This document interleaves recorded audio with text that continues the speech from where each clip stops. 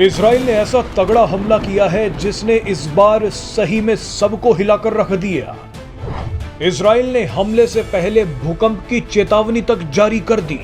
कई media reports और social media पर इसकी चर्चा होने लगी है। इजराइल ने ईरान और लेबनान पर ऐसा हमला किया है जिसने भूकंप ला दिया है। ईरान पर हमला करने के बाद इजराइल ने लेबनान पर हमला किया। लेबनान पर हमला करने से पहले इजराइल ने भूकंप की चेतावनी जारी कर दी। यानी ये हमला इतना खतरनाक होने वाला था कि छोटा भूकंप लाने के लिए काफी था। लेकिन इजराइल की चेतावनी के बाद जो हुआ वो हैरान करने वाला है।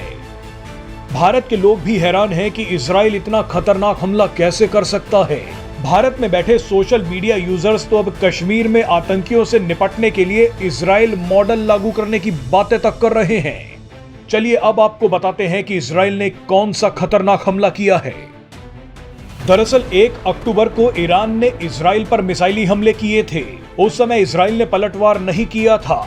दुनिया हैरान थी कि इजराइल खामोश क्यों है, लेकिन इजराइल खामोश नहीं था बल्कि तैयारी में लगा था। इजराइल की वो तैयारी 26 अक्टूबर को रात 2:15 पर दिखी।